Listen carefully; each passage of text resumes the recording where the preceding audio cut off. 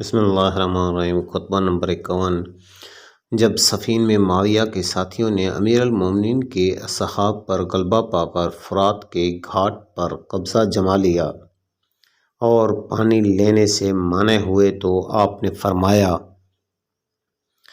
وہ تم سے جنگ کے لقمے طلب کرتے ہیں تو اب یا تو تم ذلت اور اپنے مقام کی پستی و حقارت پر سر تسلیم خم کر دو، یا تلواروں کی پیاس خون سے بجھا کر اپنی پیاس پانی سے بجھاؤ۔ تمہارا ان سے دب جانا جیتے جی موت ہے، اور غالب اگر مرنا بھی جینے کے برابر ہے۔ معاویہ غم کردہ راہ سرفروں کا ایک چھوٹا سا جتھا لیے پھرتا ہے اور واقعات سے انہیں اندھیرے میں رکھ چھوڑا ہے، یہاں تک کہ انہوں نے اپنے سینوں کو موت کے تیروں کا ہدف بنا لیا ہے۔ اس خطبہ کی مزید تفصیل کچھ یوں ہے کہ امیر المومنین ابھی صفین میں پہنچے نہ تھے کہ معاویہ نے گھاٹ کا راستہ بند کرنے کے لیے دریا کے کنارے 40,000 آدمیوں کا پہرا لگا دیا تاکہ شامیوں کے علاوہ کوئی وہاں سے پانی نہ لے سکے۔ جب امیر المومنین کا لشکر وہاں پر اترا تو اس گھاٹ کے علاوہ آس پاس کوئی گھاٹ نہ تھا کہ وہاں سے پانی لے سکتے، اور اگر تھا تو اونچے اونچے ٹیلوں کو عبور کر کے وہاں تک پہنچنا دشوار تھا۔ حضرت نے صعصع ابن سوہان کو معاویہ کے پاس بھیجا اور اس سے کہلوایا کہ پانی سے پہرا اٹھا لیا جائے، مگر معاویہ نے اس سے انکار کیا۔ ادھر امیر المومنین کا لشکر پیاسا پڑا تھا۔ حضرت نے یہ صورت دیکھی تو فرمایا کہ اٹھو اور تلواروں کے زور سے پانی حاصل کرو۔ چنانچہ ان تشنہ کاموں نے تلواریں نیاموں سے کھینچ لیں اور تیر کمانوں میں جوڑ لی، اور معاویہ کی فوج کو درہم برہم کرتے ہوئے دریا کے اندر تک اتر گئے اور ان پہرے داروں کو مار بھگایا اور خود گھاٹ پر قبضہ کر لیا۔ اب حضرت کے اصحاب نے بھی چاہا کہ جس طرح معاویہ نے گھاٹ پر قبضہ جما کر پانی کی بندش کر دی تھی، ویسا ہی اس کے اور اس کے ساتھیوں کے ساتھ برتاؤ کیا جائے اور ایک شامی کو بھی پانی نہ لینے دیا جائے اور ایک ایک کو پیاسا تڑپا کر مارا جائے۔ مگر امیر المومنین علیہ السلام نے فرمایا کہ کیا تم بھی وہی جاہلانہ قدم اٹھانا چاہتے ہو جو ان شامیوں نے اٹھایا تھا؟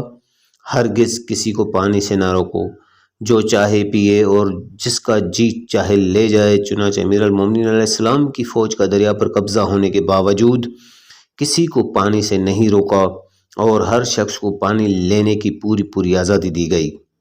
خطبہ نمبر 52۔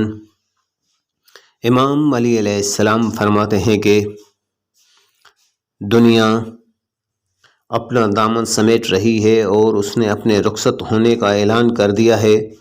اس کی جانی پہچانی چیزیں اجنبی ہو گئیں اور وہ تیزی کے ساتھ پیچھے ہٹ رہی ہے اور اپنے رہنے والوں کو فنا کی طرف بڑھا رہی ہے اور اپنے پڑوس میں بسنے والوں کو موت کی طرف دھکیل رہی ہے۔ اس کے شیریں، مزے، تلخ اور صاف و شفاف لمحے مقدر ہو گئے ہیں۔ دنیا سے بس اتنا باقی رہ گیا ہے جتنا برتن میں تھوڑا سا بچایا پانی یا نپا تلا ہوا جرعہ آب کہ پیاسا اگر اسے پیے تو اس کی پیاس نہ بجھے۔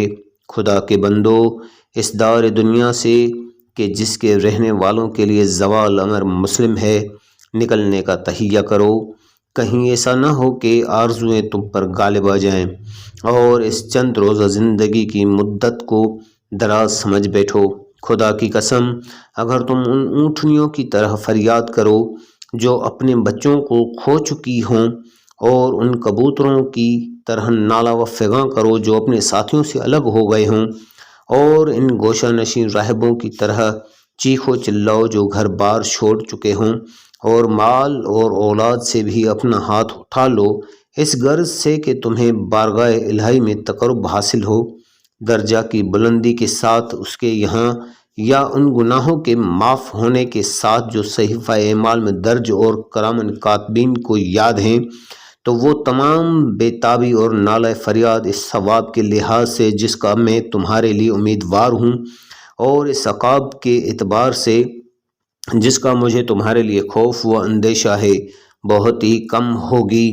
خدا کی قسم، اگر تمہارے دل بالکل پگھل جائیں اور تمہاری آنکھیں امید و بیم سے خون بہانے لگیں اور پھر رہتی دنیا تک اسی حالت میں جیتے بھی رہو تو بھی تمہارے مال اگرچہ تم نے کوئی نہ اٹھا رکھی ہو، اس کی نعمات عظیم کی بخشش اور ایمان کی طرف رہنمائی کا بدلہ نہیں اتار سکتے۔ مزید معلومات کے لیے ملاحظہ کریں کتاب نہج البلاغہ، جس کے مؤلف ہیں محدث کبیر علامہ سید رضی شریف، مترجم قائد ملت جعفریہ علامہ مفتی جعفر حسین مرحوم۔